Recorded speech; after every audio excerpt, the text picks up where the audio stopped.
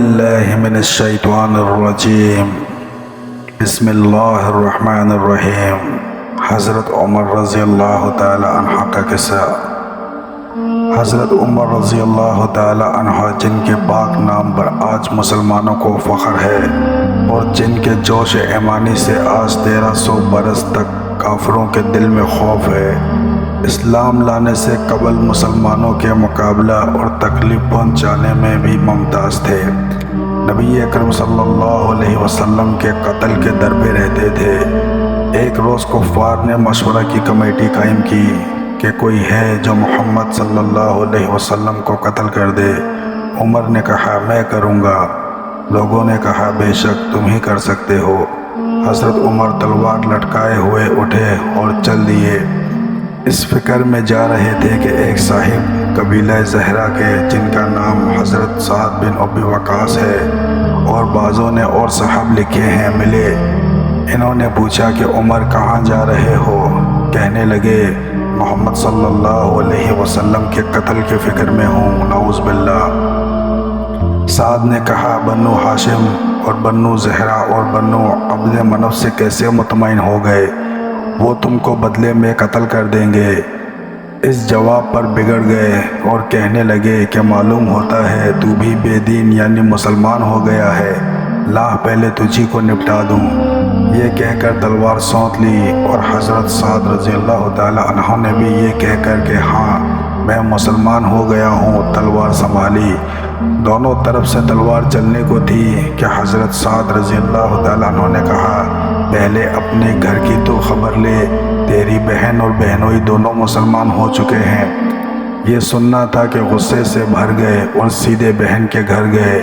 وہاں حضرت خباب رضی اللہ تعالی عنہ جن کا ذکر نمبر 2 میں گزرا، کواڑ بند کیے ہوئے ان دونوں میاں بیوی کو قرآن شریف پڑھا رہے تھے۔ حضرت عمر رضی اللہ تعالی عنہ نے کواڑ کھلوائے۔ ان کی آواز سے حضرت خباب رضی اللہ تعالی عنہ تو جلدی سے اندر چھپ گئے اور وہ صفحہ بھی جلدی میں باہر ہی رہ گیا جس پر آیت قرآنی لکھی ہوئی تھی۔ ہمشیرہ نے کواڑ کھولے۔ حضرت عمر کے ہاتھ میں کوئی چیز تھی جس کو بہن کے سر پر مارا، جس سے سر سے خون بہنے لگا اور کہا اپنی جان کے دشمن تو بھی بے دین ہو گئی۔ اس کے بعد گھر میں آئے اور پوچھا کہ کیا کر رہے تھے اور یہ آواز کس کی تھی؟ بہنوئی نے کہا بات چیت کر رہے تھے۔ کہنے لگے کیا تم نے اپنے دین کو چھوڑ کر دوسرا دین اختیار کر لیا؟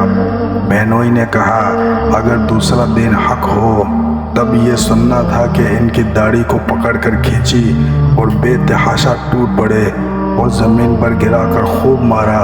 بہن نے چھڑانے کی کوشش کی تو ان کے منہ پر ایک تماچا اس زور سے مارا کہ خون نکل آیا۔ وہ بھی آخر عمر ہی کی بہن تھی۔ کہنے لگے عمر ہم کو اس وجہ سے مارا جاتا ہے کہ ہم مسلمان ہو گئے۔ بے شک ہم مسلمان ہو گئے ہیں، جو تجھ سے ہو سکے تو کر لے۔ اس کے بعد حضرت عمر رضی اللہ تعالی عنہ کی نگاہ اس صفحے پر پڑی جو جلدی میں باہر رہ گیا تھا اور غصے کا جوش بھی اس سے مار پیٹ سے کم ہو گیا تھا۔ اس کی بہن کے اس طرح خون بھر جانے سے شرم سی بھی آ رہی تھی۔ کہنے لگے اچھا مجھے دکھاؤ یہ کیا ہے؟ بہن نے کہا تو ناپاک ہے، اس کو ناپاک ہاتھ نہیں لگا سکتے۔ ہر چند اسرار کیا مگر وہ بے وضو غسل دینے کو تیار نہ ہوئے۔ حضرت عمر نے غسل کیا اور اس کو لے کر پڑھا۔ اس میں سورہ طٰہٰ کی آیت لکھی ہوئی تھی، اس کو پڑھنا شروع کیا۔ اس آیت کو پڑھا تک کہ حالت ہی بدل گئی۔ کہنے لگے اچھا مجھے محمد صلی اللہ علیہ وسلم کی خدمت میں لے چلو۔ یہ الفاظ سن کر حضرت خباب رضی اللہ تعالیٰ عنہ اندر سے نکلے اور کہا اے عمر رضی اللہ، تمہیں خوشخبری دیتا ہوں کہ کل شب حضور اقدس صلی اللہ علیہ وسلم نے دعا مانگی تھی کہ یا اللہ عمر کو یا ابو جہل کو جو تجھے پسند ہو اس میں سے کسی کو اسلام کی قوت عطا فرما۔ یہ دونوں قوت میں مشہور تھے۔ معلوم ہوتا گیا کہ حضور صلی اللہ علیہ وسلم کی دعا تمہارے حق میں قبول ہو گئی۔ اس کے بعد حضور کی خدمت میں حاضر ہوئے اور جمعے کی صبح مسلمان ہوئے۔ ان کا مسلمان ہونا تھا کہ کفار کے حوصلے پست ہونا شروع ہو گئے، مگر پھر بھی یہ نہایت مختصر جماعت تھی۔ وہ سارا مکہ بلکہ سارا عرب اس لیے اور بھی جوش پیدا ہوا اور جلسے کر کے مشورے کر کے ان حضرات کو ناپید کرنے کی کوشش ہوتی تھی اور طرح طرح کی تدبیریں کی جاتی تھی۔ تاہم اتنا ضرور ہوا کہ مسلمان مکہ کی مسجد میں نماز پڑھنے لگے۔ حضرت عبداللہ بن مسعود فرماتے ہیں کہ عمر کا اسلام لانا مسلمانوں کی فتح تھی اور ان کی ہجرت مسلمانوں کی مدد تھی اور ان کی خلافت رحمت تھی۔